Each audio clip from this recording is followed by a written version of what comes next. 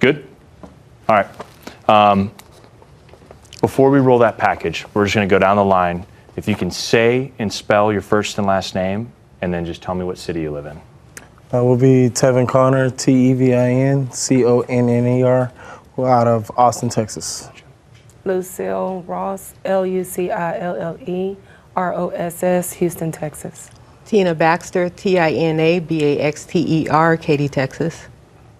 Esmeralda Benavides, EsmeraldaBenavidez, out of LaPorte, Texas. LaPorte. Donnie Benavides, DonnyBenavidez, in LaPorte, Texas. Gotcha. And Ashley Thompson, ASHLEYTHOMSON, and I am out of Alvin, Texas. Gotcha. And your title and organization? I am with Thompson Dunkel Law. We are out of League City and Texas City, and we primarily practice in and around Houston and all the surrounding counties. Gotcha. I got one rule only. Whatever you do, don't look at any of the cameras in here. You guys can look at each other. You can look at me. Just don't look right down at camera because it'll look like you're giving them a death stare. So this is very casual, very relaxed. We're here to have a conversation. Each one of you have something in common. And that's why we're all sitting here today, is because something happened at one of two car lots owned by the same people here in the Houston area. So what we're going to start with to kind of get everybody up to speed is we're going to start with our original story that brought us here together, right? How we ended up being here. So this is the story that aired last week. So we're going to play that now. Don't touch the camera. Hey, you're being recorded. Hands off the camera. Before we get here, I need to tell you the story of how we got here. It begins with a young woman, Alicia Butler. I was really looking for a car that I could just pay cash. Her searches on social media landing her here at Strawberry Road Auto Sales in Pasadena just before Thanksgiving. Like a lot of us, she doesn't need anything fancy, just a set of wheels to get her and her 3-year-old son around town. She told me you wanted this Volkswagen for $1,500. I'm like, yeah. They go look at the car, but it doesn't start. Same deal with a few others. The accountant comes in. She's like, okay, so we have other cars, but the owner wants to make sure we can take all the cash. Well, it's a red flag, but Alicia trusts them. The lady coming back with no money, just a receipt. I'm like, no, I didn't pay for anything. I didn't want to even buy a car until I test drive it. From there on, I was like, well, can I just get my money back? Like, because I don't like how this just went down. She's like, well, it's already in a safe. We have to wait till the owner gets here. To this day, Alicia still doesn't have a car or her cash. I feel like I got scammed. I wanted to see if they would treat me the same way. Pleasure to meet you, Kevin. Going undercover, posing as a customer. Just looking for a cash car, man. Wearing a hidden microphone without a camera, Kevin the salesman showing me this Jeep. Should be open. We hop in and start it up. Fires right up. Okay. Do you guys do test drives or? Yes, sir. Okay. See if I can move those two. Oh, that's okay. And little did he know, we weren't here for the car. Here's the deal, man. My name is Gage Goulding. Okay. I'm with Channel 2 News, KPRC. Sure. We're investigating your business here because of a dirty transaction that happened to a nice young lady. I wouldn't know, sir. If you want to call the manager, he's inside there. Yeah, can we go? Sure. Yeah. That's where we meet David Estrada. David, how are you? That's okay. My name's Gage. I'm with KPRC 2 News. Hey, we got a question about a deal that happened with a young lady. Well, can we step outside and talk? Don't grab the camera. Don't touch the camera. That's photojournalist Oscar Chavez telling Estrada we're leaving. Meanwhile, the car salesman is grabbing his camera, twisting his arm and throwing elbows. Get your hands off the camera. Estrada smacking my phone through the air, pinning Oscar in our SUV. Our property, come on. We're trying to get out. What is wrong with you? We can get over. Can you look at what you're doing? Look at what your hands all over his stuff. Ow! That ain't yours. All of this over his dealings with Alicia, which ended with Pasadena police hauling Estrada out in handcuffs for assaulting us. What are your guys' thoughts? Probably brings up some memories, huh? Yes, sir. Yeah. Have you all met David Estrada at one point or another in your dealings? Yes, I have. I haven't, because I didn't see him at Concept, but I didn't see him there. Okay. So we'll just go down the line and just kind of the nutshell version of your, I know there's a lot to get into, but give me the Cliff Notes version of your story and why you're here with us today. Well, with my story, it's basically manipulation. and premeditated on every cause that this company does. It's just bad business, bad practice. That's really much what I can say about it. You go in expecting to get your money's worth, your hard-earned money, and they just will take it from you, give you a car, and then give you a call back and say, hey, we need the car, go into another contract, and it'll go from there, left or right. So the it really is absurd. So the car you got, did it have problems or? No, actually, well, the car that I got was the Dodge Challenger. The radio didn't work. The tire was had a hole in it, and it had no oil. The car had no oil, so when I was test driving it, you could smell it. And so all they did was, they didn't even say, hey, let's take it to a shop to get it, looked at. They just took it to AutoZone. I went along for the ride, just took it to AutoZone, got some oil and just dumped it in there. I was like, well, it's not supposed to be done like that. And that should have given me my red flag in the first beginning. But you should do your research before you go with this company. Gotcha. Your story. Yeah, I had purchased my car last year in June. Right after I paid my first car note on it in July, August, I had transmission issues. My clutch on my transmission went out, and then also I had AC issues. And it's just, it takes a lot of time. Away. When I originally went in, I needed a car. I was, walking, taking the bus, going to and from work. And then once I started school, I had to, do the same. So in the summer heat, you don't want to be out there like that. So to me, I feel like they really did take like a big advantage of me because they knew that I was in need of something. And, like he said, I wish I did my research because after that experience, I read the reviews for everything now. So yeah, that company is definitely not a good company. Absolutely. Your story. I purchased my car in 2023. The first day that I drove it home, it started misbehaving. The engine light came on. The windshield wipers light was on. The brake light was on. I took the car back. They told me they would fix it or replace the car of equal value with another vehicle. And they promised me that they would get it done. They reassured me that they were working with me to fix the issue. They gave me a loaner. I had that for almost a month, and they finally called me and said that the car was fixed and that I could pick it up. So I returned their car, the loaner, because they told me I needed to bring it back, even though they said that if my car wasn't working properly, they would replace it with the loaner. I returned the car.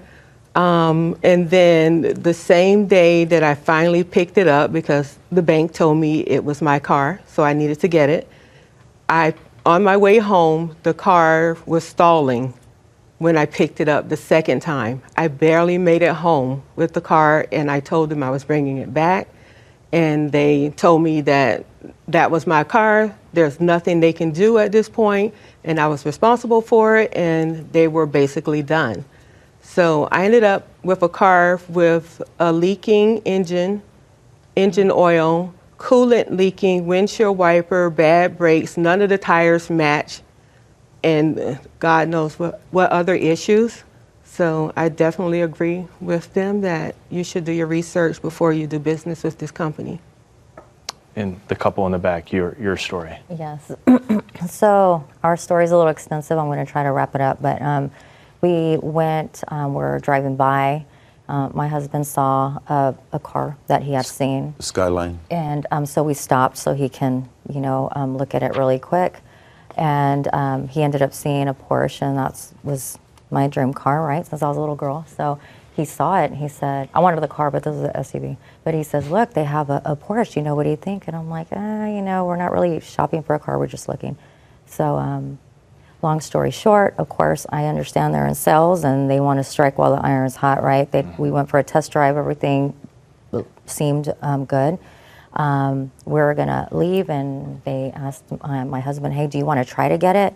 I kind of didn't want to. It was just too impulsive, and he said, "You know, all you need is what, 5,000, right, to put down. Just try it, see what happens. It's only 5 minutes." So they kind of did a little quick thing. They were like, "Oh, guess what? You're approved. You're approved for 2 cars if you want it." We're like, "No, we're not going to get 2 cars." End up getting the car. A couple weeks later, I see that there's condensation in the light, so I brought it back, and I said, "Hey, there's condensation in the light. There's something going on. Can you please help me out with this? Can you take it back?" Sent me away. Said the mechanic wasn't there. It was over at the sister property, which I'm assuming that's where you bought, you know, your car. So I said, "Okay, well, I already have a warranty." They said, "You can take it over to the dealer. They should fix it." Took it to the dealer. They said, "No, warranty doesn't cover." Came back, got another warranty. They said, "This is a better warranty. This should cover." I bought the second warranty. Took it back to Porsche. "Nope, doesn't cover." Brought it back. I said, "Hey, it's not covering. I really need you to help me out. Look, I'm willing to work with you. I'm willing to pay half," because at that point, I think it was $4,000 to $5,000 for the headlight. So I said, "I'll pay half if you pay the other half. I'm willing to work with you." "Oh, okay." Kind of blew me off. Didn't hear back. Later on, I ended up doing an insurance claim. Well, let me back up a little bit. My car overheated. I had to get that fixed. Warranty didn't cover that either. I had to pay that. And then that's whenever I did the insurance claim. They tried to fix it. Then they noticed that they needed to take it to Porsche for the codes to make sure that it's all working properly. So they took it to Porsche. Porsche said, "Hold on, there's some things going on here. These codes aren't matching. Somebody changed the codes." So I took it back to Strawberry Sales. I said, "Hey, I just came from Porsche. They said that somebody changed the codes and it's tens of thousands of dollars. That is pretty much totaled. So I have a whole written report on everything that's wrong." They gave me a clear Carfax when I bought it. I asked if anything was wrong. They told me no. And come to find out, it's a totaled car that was refurbished, and obviously they have the code, and Porsche didn't, so I guess you can kind of use your imagination on what happened there. But I'm still paying on it now. And there's 4 different situations, 4 different vehicles. Who, raise your hand, who's driving the car that they bought from them? You're driving it or no? Nope, it's been there for years. You guys are driving yours? Yeah. Did you have to fix it out of your own pocket? Yes. Yes, and buy separate parts to fix before I even turn it in. How much you think? Just ballpark estimate. How much you guys pump into your car after you bought it? So at least like $2,000, and that's what's not covered under the warranty. Because always good to get the warranty of it, but what you don't understand is the little parts that are not covered under warranty. Like I had to pick up my car. I had to pay like $750 to Ford just to pick up my car, and couldn't even go to the stop sign because of my transmission issue that I was having again. So I ended up having to bring it back to Ford, so that way they can, try to see what they can do on trying to get it to fix. But it's just, the time that you take away from work, you have to count your hours, everything else that it takes away. So, if you're just thinking out of pocket, yeah, $2,000, because, that's just what more goes on afterwards, yeah. How much do you think you poured into it? Thinking after you bought a good car, how much do you think you paid? Something told me something was wrong with him, what was going on. So I only put $300 within the tires and the sound system. And then on that 10th day, they came and took the car. And so forth, I've seen them take the car from another person, give it to another person. And I fear the same thing's gonna happen to him, but I'm glad I didn't put what she put on her deal. Oh, so you're not driving the car that you bought from them? No, they already took it before the 10-day notice. Gotcha. So you're the only one that has a car from Strawberry Road or Concept. And are you still paying on that car? No, they told me I didn't have a contract, but I screenshotted the first route. I was dealing with David Estrada, and he said, "Oh, well, you don't have a contract. You're not getting your money back." How much you owe? $2,000. $2,000. Yes. $2,000 that you paid for a car that you never got. Never got. Sounds like Alicia's story, doesn't it? Right. And also credit damage. They over 14 credit reports ran, and so it's been a struggle, but hopefully it betters for my credit report. Absolutely. And y'all are paying on cars that you can't drive? Yes. How much a month are you paying on vehicles that you can't drive to work? $450. Wow. How about you? Almost 1,000 Wow. On a vehicle that's a paperweight, pretty much. plus the Plus the insurance. insurance.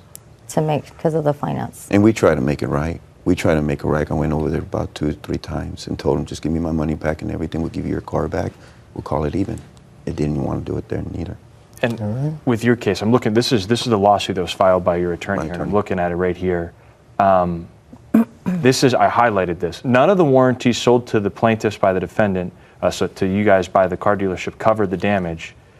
And whenever you went back, instead of remediating the defective vehicle, the car dealership then sold you an additional bumper-to-bumper warranty that was marketed to fix all of these. This was the end-all, be-all solution to fix the problems with your car.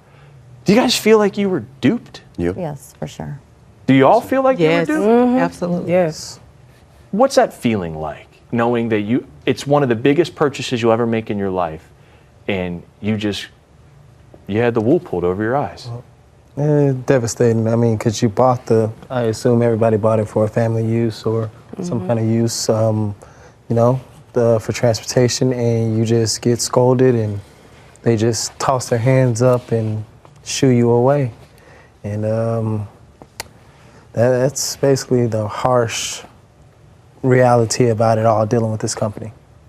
So you heard one another's story and you heard Alicia's story. I heard some words that, everybody said a variation of. Was there anything that you heard in somebody else's story that was like, yep, that red flag for me too, that I heard that same thing? What was it? Basically, I think the fact that, for me, it's that, number one, we have to go back to them because there's something wrong with the vehicle, and they seem to say that they're going to work with you and say, oh, but they're not here, the manager's not here, finance is not here, or the mechanic's not here, but we're going to get back to you. And it's just to buy time so that I guess they can get their story straight, maybe. I don't know. But, I mean, I really feel like that's a similar case here with everyone, that we take the car back, and it's, instead of fixing the problem or saying, you know what, we're going to give you your money back, it's an excuse to buy more time. And if you leave your car there, they try to sell it to someone else. Really? Yes, they did. They reached out to us, and they tried to sell the car to someone else. So your car was sitting on the lot and they called you and said, hey, boy, I got a deal for you. Let's get rid of your car and sell your problems to somebody else. Well, I don't know if it was sitting on the lot. I didn't physically see it there. I just know that after I contacted Miss Ashley, my attorney, and I said, I'm going to leave the vehicle there because you can't guarantee me that you fixed it. You know what I mean? Then they called me later on and they said, hey, there's somebody here who wants to buy your car. And I'm thinking, how do they even know, or why would they think it's for sale? And so I told them, absolutely not. Just the morale, you know what I mean? It's just, yeah, I wasn't going to do that. I wasn't going to throw my problems on somebody else to fix mine.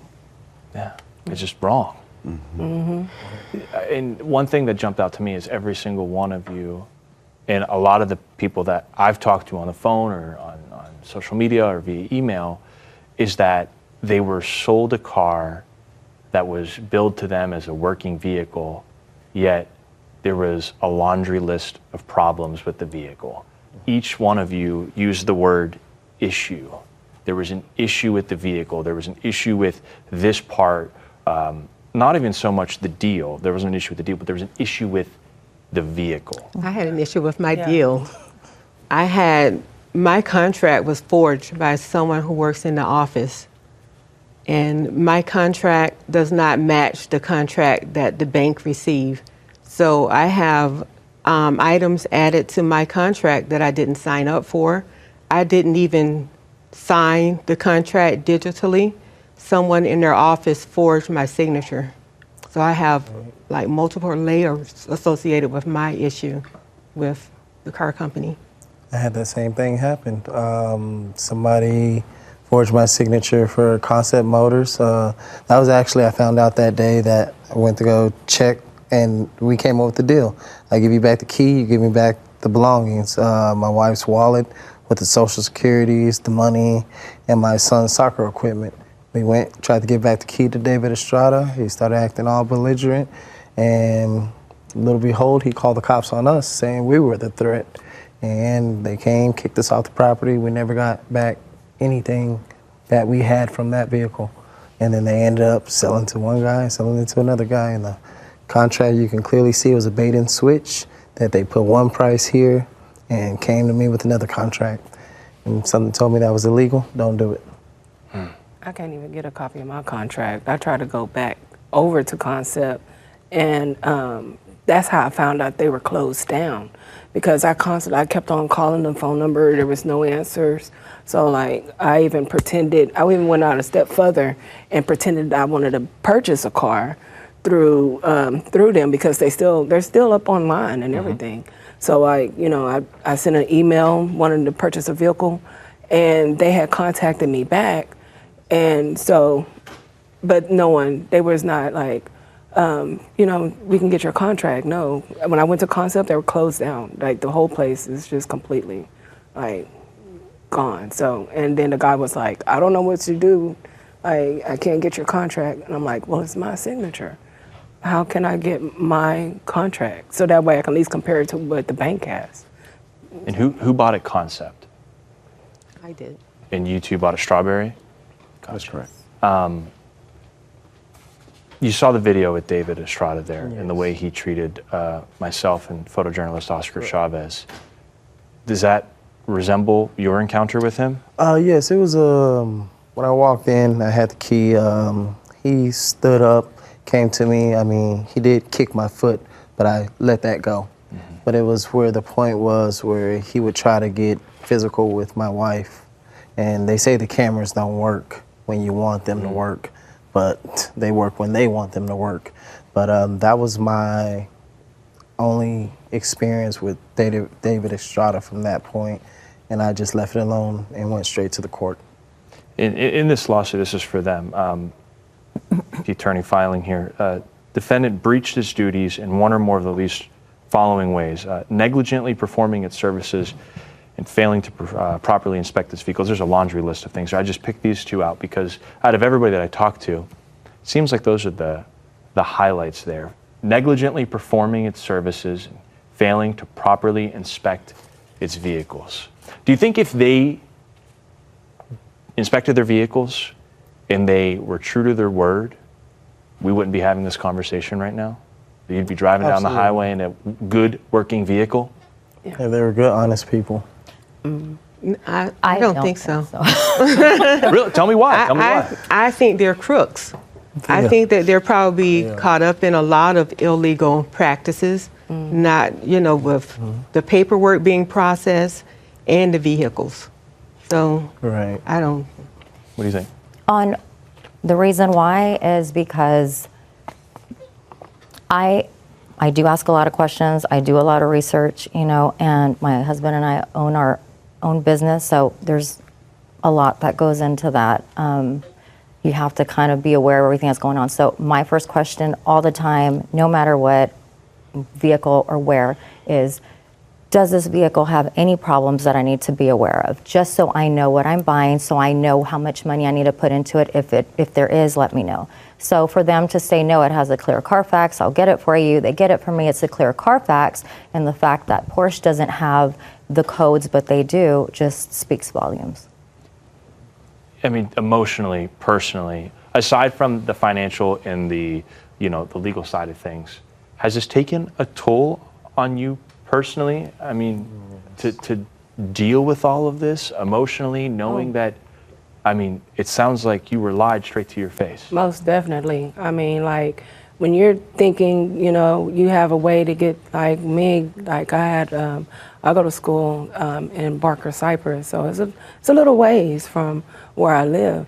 But, it's from having that car issue and having to, like, just skip classes and, not be able to go to work or being late to and from work because you have to walk and catch the bus and having to go back to that. And it's demoralizing. It hurts, because you're trying to find every which way that you can to fix the problem, but you can't fix the problem because it was already broken when you received it in the first place.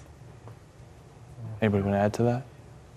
I mean, I have a child, and just someone selling me a vehicle that is not working properly, that's been tampered with, and knowing that anything could have happened and that vehicle was driving it with my child. I mean, you can replace things, you can pay things off, but nothing is ever going to pay for someone's life. There's no money that will ever cover that. And I think they're doing this for the money, not thinking of what kind of damage it can cause to somebody's life and livelihood. Mm-hmm. So, as the stories progress, I've learned more. I'm not a car sales expert, but I'm trying to become one throughout the story. And one of the things that I didn't even know about is that you can go and see car dealerships, whether A, they're licensed to sell a car, and B, if they've been investigated by the state of Texas Department of Motor Vehicles. I pulled the cases for both Strawberry Road Auto Sales and Concept Motor Cars. Both of, Concept is under Strawberry Road. Yes. It's a subsidiary. Both of them have several cases, number of cases. The ones with highlights are ones that resulted in a fine. Not all of them resulted in a fine. So Strawberry Road had a fine of 2 separate fines of $500. Concept had a $2,000 fine and a $1,000 fine. And those fines are for, I'm just going to read them off here, failure to timely forward payoff or trade-in, so they didn't pay somebody's trade-in, failure to keep records as required, dealer auction, misuse of buyer e-tag, failed to timely transfer title, misuse of buyer e-tag, failure to provide title to out-of-state customer, misleading, false, deceptive, unfair, or misleading advertised a trade-in allowance. These are just some of them as I run down here. If you would have had access to this and seen these cases that were being investigated by the state, would you ever step foot on their property? No. No. Not at all. Actually, I did call the DMV. I mean, once you call the DMV, you make a complaint, pretty much they're going to go off of what you said and, either give them a fine or it's just going to be noted. But only way you can really deal with this dealership is a lawsuit, because it's not going to get you anywhere. You're not going to get your belongings back. You're not going to get your money back. The stress that it does put on you, damaging your mental health, dealing with all of it, it's the DMV. It's not going to do anything. Only a lawsuit will. And I know you said I'm reading the reviews. Everybody said I'm reading the reviews now more so than ever. I'll be honest with you. I'd be lying to you if I looked you straight in the face and I said I read every review of a car dealership and I went and checked their DMV license. I have never done that before. And I've bought several cars and I've helped people buy cars. I've never done that before. I probably will now. Speaking, Texas, but here's the thing: is that shouldn't be required of our consumers, right? We live in this great state. We have great laws that are there to support our consumers, and if you are holding yourself out as a professional, you are holding yourself out as a car dealer. The understanding is that our consumers, right, these great folks here, can rely upon what you are holding yourself out to. There shouldn't be a requirement on our great citizens to force them to go do an extensive amount of research for a company like this. Our people, anybody in Texas, if you are a consumer in our state, it is not incumbent upon you to become a subject matter expert in something that you're going to go buy, right? We expect you to be an expert in a lot of things, right? There's a lot of things that you have to do just in order to maintain licenses and just to keep your life straight. Life is generally sometimes pretty difficult, especially for people who are just trying to get vehicles for their family. And so this type of behavior, preying on people who are tied down, they're time constrained, they have a lot of other things going on in life. understanding and the burden of these people should not be that they have to go and do research. And that's the issue with a company like this. When you have issues like that, it does, and the amount of damage that it can create is clearly very substantive. And so while we certainly want to have great resources like that, it should never be required. If you are holding yourself out to be good at what you're doing, we as our legal system, we expect you to be that way. And that's really the crux of what at least the lawsuit that my clients have forwarded, and I'm sure other people are going to have. And so that's certainly our expectation, and that's what we expect out of our service providers to our consumers. And my next set of questions are coming for you back there. They genuinely were. I mean, obviously you are not dealing with everybody else's cases, but you've heard a lot, and you know what's going on with your clients in particular.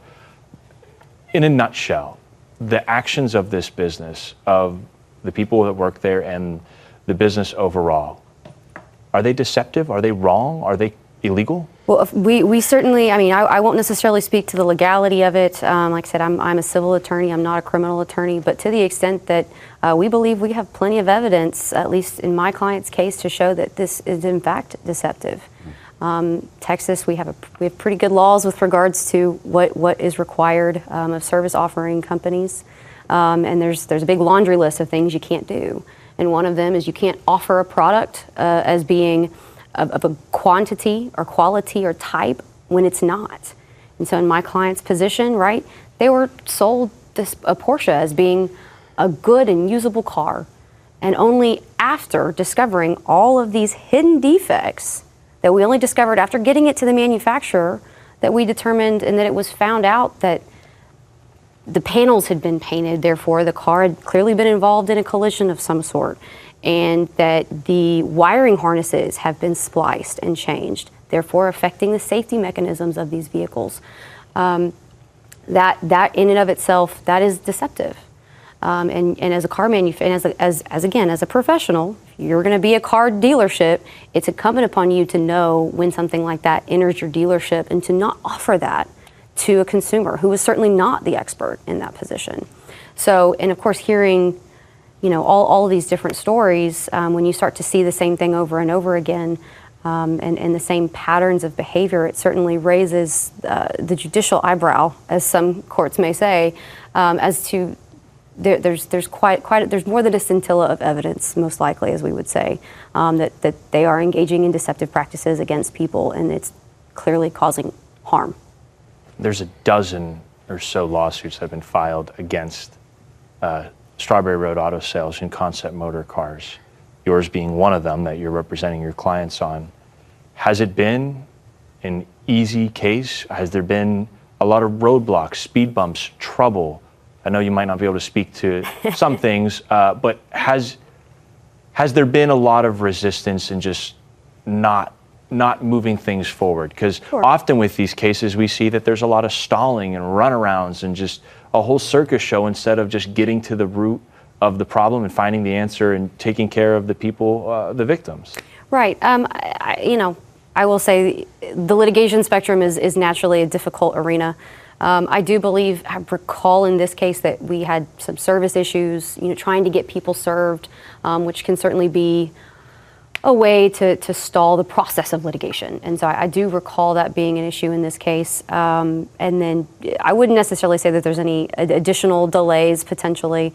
But again, it's concerning that we have to get to lawsuit phases on something like this.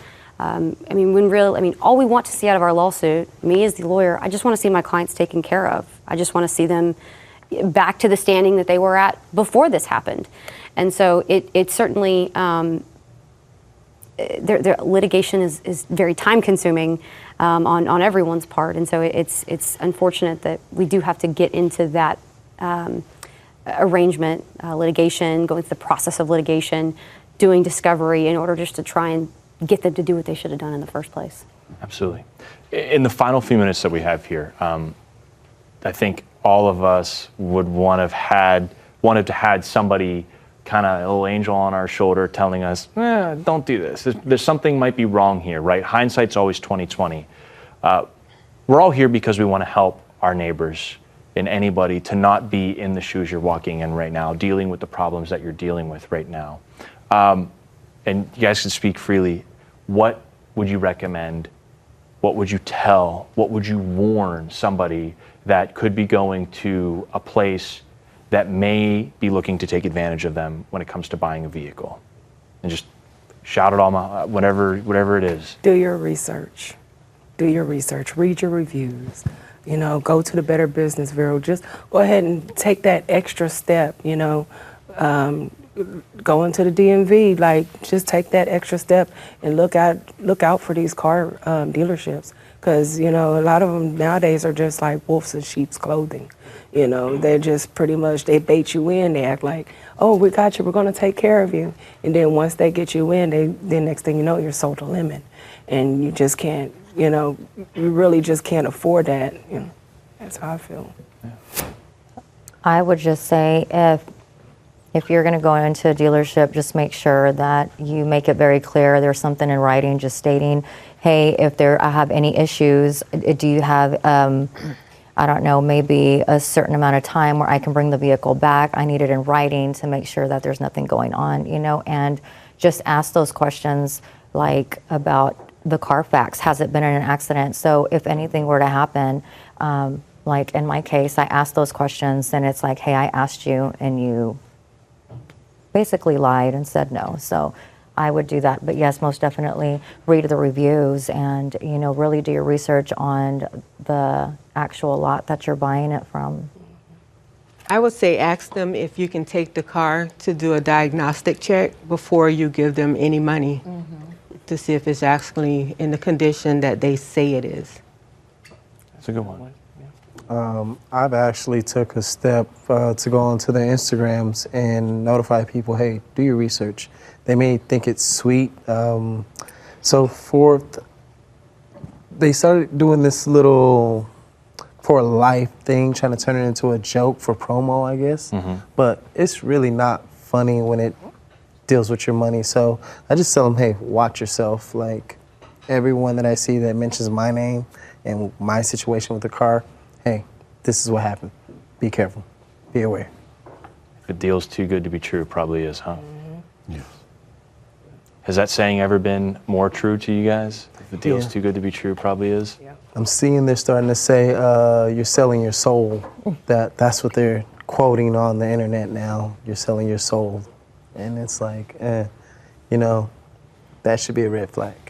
So be careful. Final question for you. Is there the biggest red flag that each of you see now that you wish you would have saw going into it? I'll start in the back.